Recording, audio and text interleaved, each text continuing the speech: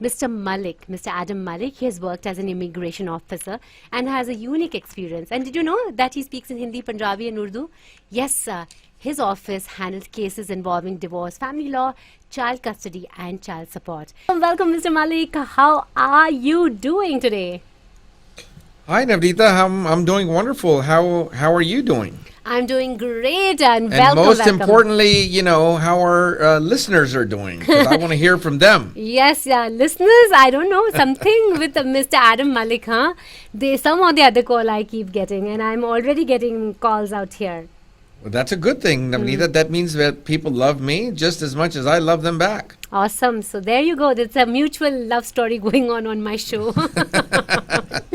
There's no doubt that I love my community, and I get very happy when they come and see me, and especially happy when I'm able to solve their problems. So it does mean a lot to me. So without further ado, we're ready to jump into and taking calls and solving more problems for the community. Mr. Malik, any update from the law world today? There's always updates in the law world, but I usually bring to our listeners the updates that actually affect the community, or are going to have an impact for most of our listeners. And I think it's a good thing that lately there has been too much not of any changes, any updates. Sometimes changes are not that great, especially when the government and the Congress is not willing to fix our broken immigration system. So having that said, unless they do that, the only changes that I get to have, and the ones that impact our listeners and community, are mostly the negative ones, unfortunately. But luckily, good thing, we've not had many negative changes. So great, no negative. Let's move with our positive changes. Good evening, Financial Radio. You are live on air. Your question, please. Assalamu alaikum, Adam bhai. वालेकुम अस्सलाम. मेरे बेटे का I-130 2017 का apply किया हुआ, तो ये कब होगा ये? I'm sorry, किसके लिए अप्लाई किया आपने? तो मेरी वाइफ ने मेरे बेटे के लिए किया, वो कराची में है. Okay. तो उसकी प्रायोरिटी डेट है मई 17 2017. And is your wife a green card holder or a citizen? नहीं, मैं भी सिटीजन हूँ, मेरी वाइफ भी सिटीजन है. And how old is your son? 36 years old. Is he married? No. Not Single. married. Okay. ठीक है. All right. Please listen to our answer off air, and I will quickly look up and I will tell you how long you should be waiting on that.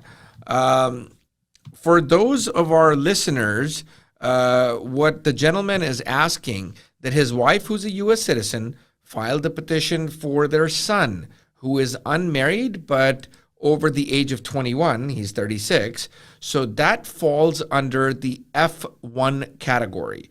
And F1 category, they're currently working on cases from December 2014. December 2014. So आपका case 2017 का है, वो December 2014 के cases पे काम कर रहे हैं. So I would say 2 से 3 साल approximately और wait करना पड़ेगा, unfortunately. Thank you so much for that. Good evening, Financial Radio. You are live on air. Your question for Mr. Malik, please. Hi, thanks for taking my call. I have a quick question for Mr. Malik. So, this is the parents who are visiting the US, the sponsored B2 visa, which is a very common case in our community. So, is someone who is sponsoring their visa is responsible for their medical bills if things go south while during their stay? I don't understand when you say sponsoring of the visa. Which visa are you talking about? Are you talking about a visitor's visa, or are you talking about an immigrant visa? Visitor's visa, B2. Okay, all right. Now that's fine. I appreciate your question. Please listen to the answer off air. Thank you so much for calling. So the question is, if parents are visiting the United States and their visitor visa has been sponsored by someone or a family member, and they have medical bills, how does that impact either the sponsor or anybody else. So first of all, the misconception is that somebody can sponsor somebody else on a visitor or a tourist visa. Nobody can sponsor anybody for a tourist visa. You can write a letter, you can send an affidavit of support, you can do whatever you want, but legally speaking, nobody can sponsor them. That document is really worthless. So nobody's sponsoring anybody. Nobody's responsible for anybody else. So if somebody thinks that they have sponsored somebody, they will have no impact if the parents or the visitor accrues any kind of medical bills. Now, obviously, the right thing to do and the good thing to do is to pay those bills, come up with a payment plan, talk to the providers, and tell them that, my condition is not such that I can provide a lot of, payments or amount of money in response to those bills that may be acquired as an emergency. So they are always willing to make a payment plan, or there are organizations out there who help with the uninsured medical bills. And the hospital's billing department or some department in the hospital usually has that information. So talk to them, because if they don't pay their bills, the taxpayers like me and Navneeta and all the other people who are paying taxes are going to have to foot those bills, and that is not okay. So please make sure that the bills are paid, or you make other arrangements to pay those bills. I wish you all the best. All the best. Good evening. FunAsia Radio, you are live on air. Your question, please. So I'm a student. I'm doing my master's. So I'm going to step in my OPT. I should be getting my EAD. So I was thinking to get my mother to US, but her name on the Indian document and her name on my passport is different. So is that possible if I can change her name on my passport and get her to US? Well, first of all, how different is the name? So it's completely different, like first name and last name. Both of them are different. But she's the one since beginning. So she's the one who's your mother, then, is what you're saying. Okay. Yeah.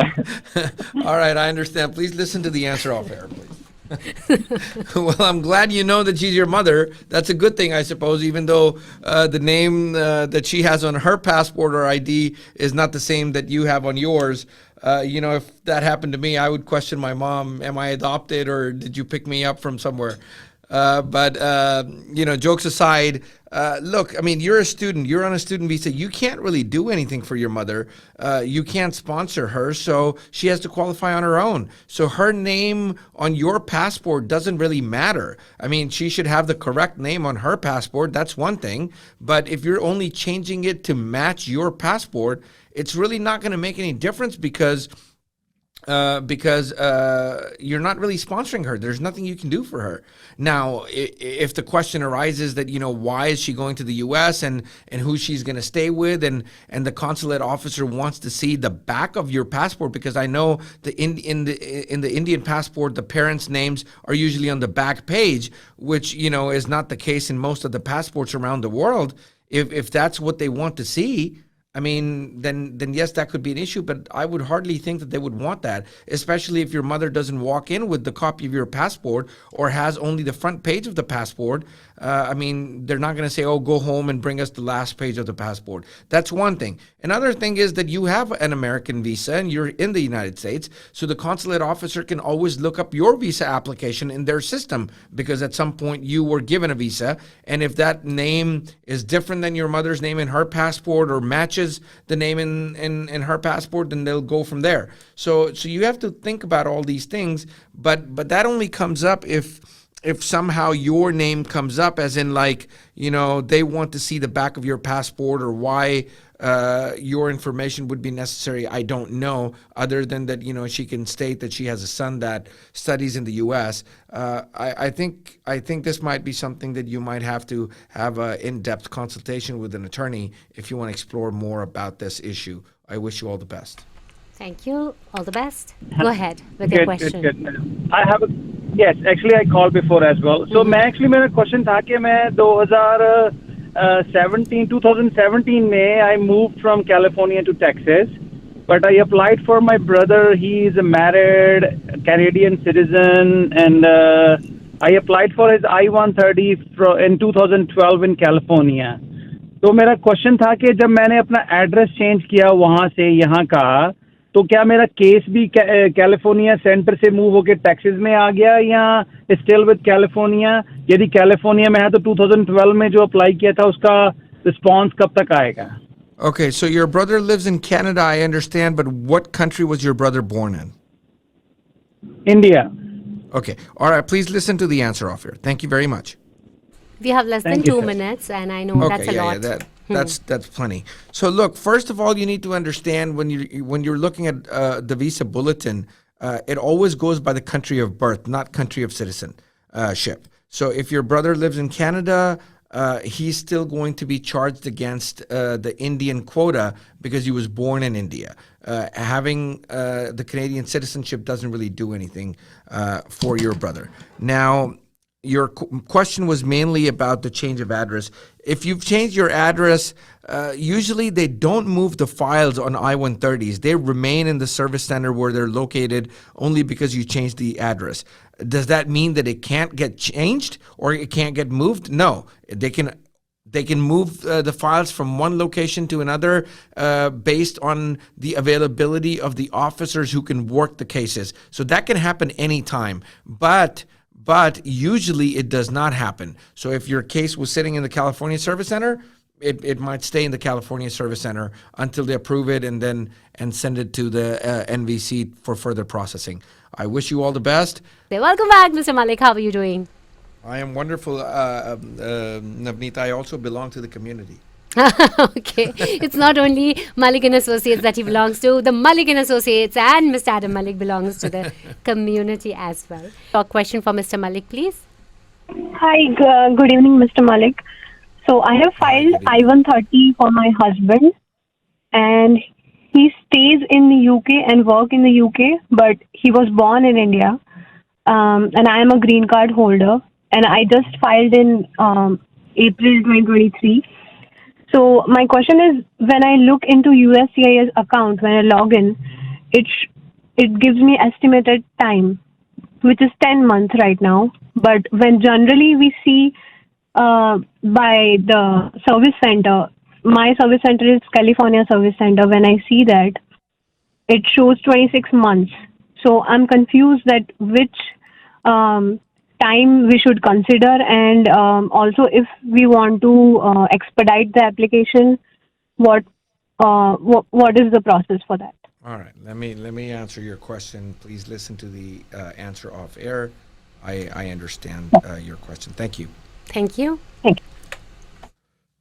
So first of all, you need to understand that a while back, a couple years ago, there was always a long wait time for spouses of green card holders. Okay? So there was always 3 to 5 years of waiting period before the visa became available. But in the last couple of years, that wait time was taken away because they were giving green cards to people who had spouses of green card holders. So they were trying to help people out. Now, if you go back to the visa bulletin, you will see two things. There's a date for filing the application, and there's a final action date. You see the final action date, which says that the visa filing dates are current, which means you can file them right now. But the final action date says when the government can actually issue the visas. So the problem right now is that the visa filing dates are current, but the final action dates are from September of 2020, which is almost close to 3 years now. This changed very, very recently because for a long time it was only like 2 or 3 months or even 5 months. So therefore, there's a 3-year waiting period now from the time of filing and from the time the visas can actually be approved.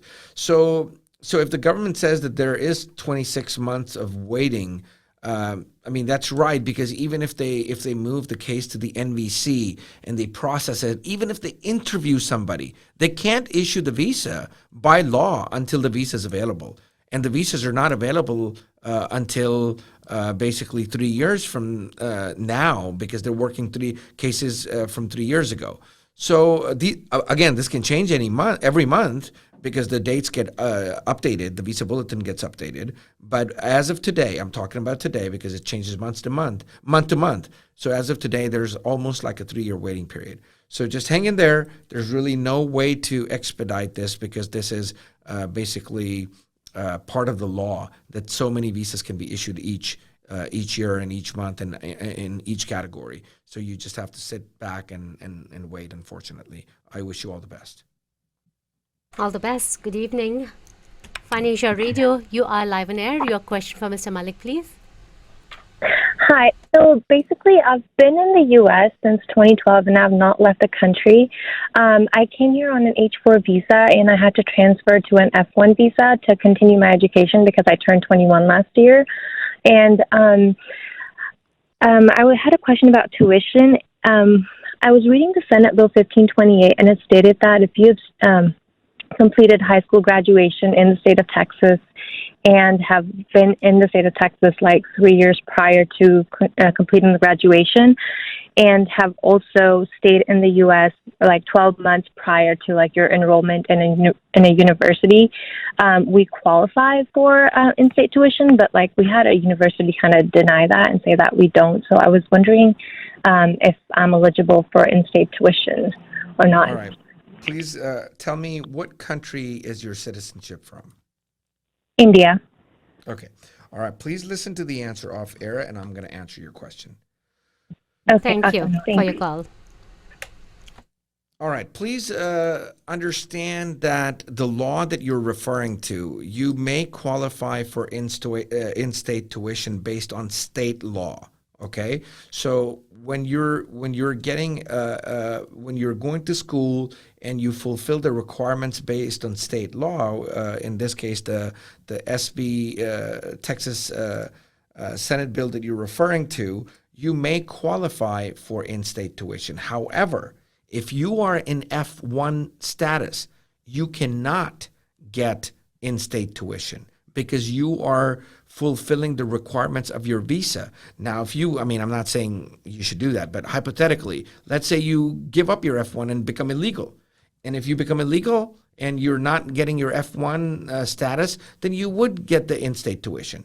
But that's not the case here. You want to qualify for in-state tuition and then have F1 visa. Both of those things can't work. The whole idea about the F1 visa is that people who come from other countries, they are going to finance the education of 2 Americans. So usually it's 3 times what an American pays is what the international students pay. So when you come in, if a resident student, in-state student pays, let's say, $100 for something, you have to pay $300. So you're going to pay one for yourself, and you're going to finance it for 2 other students who are American. That's the whole purpose of the F1 student status. So no, you may not take benefit of that Senate bill and pay in-state tuition because you are an international student, and therefore your school is correct in saying that you do not qualify for it for that reason. I wish you all the best.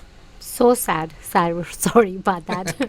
Good evening, FunAsia Radio. You are live on air. Your question, please. Hi, thank you so much. I'm a citizen. My parents are GC here, and my nephew in India, below 14-year age, can he take the benefit of Dropbox that I heard that as a minor, can he apply for visitor's visa with waiver of interview at this moment? And then second question is related to the first question, what you answered one lady. For the I-130, if U.S. citizen can file for that for their spouse, is this the same timeline as green card holder can file for their spouse? All right. Thank you very much. I Thank appreciate you. your. I got totally confused, but great, you got it. Yeah, I got both of them. Uh-huh. All right. First of all, when a U.S. citizen files for their spouse, there's no waiting time. So what I told the young lady about her spouse being an Indian citizen and living in the UK, and she's a permanent resident filing for her, and there's a 26-month wait time. That does not apply to spouses of U.S. citizens. Although there's no waiting period for the visa availability, but there's still timeline and waiting period for the processing time. So yes, you don't have to wait for the visa to become available, but if the government is slow and taking 2 years to process a case, then you still have to wait for those 2 years. So although they're two separate things that you were comparing, but to answer your question, there's no visa availability requirements for spouses of U.S. citizen. I hope that, it's a legal concept, so I hope that you understand it. Now, coming back to your 14-year-old nephew, I don't know why you told me that you're a U.S. citizen and your parents are green card holder, because that has nothing to do with your 14-year-old nephew applying for a visitor visa. Whether you're a citizen or illegal or you're not here, doesn't matter. If he qualifies for the drop box according to the U.S. Embassy's requirements in India, then he qualifies for Dropbox.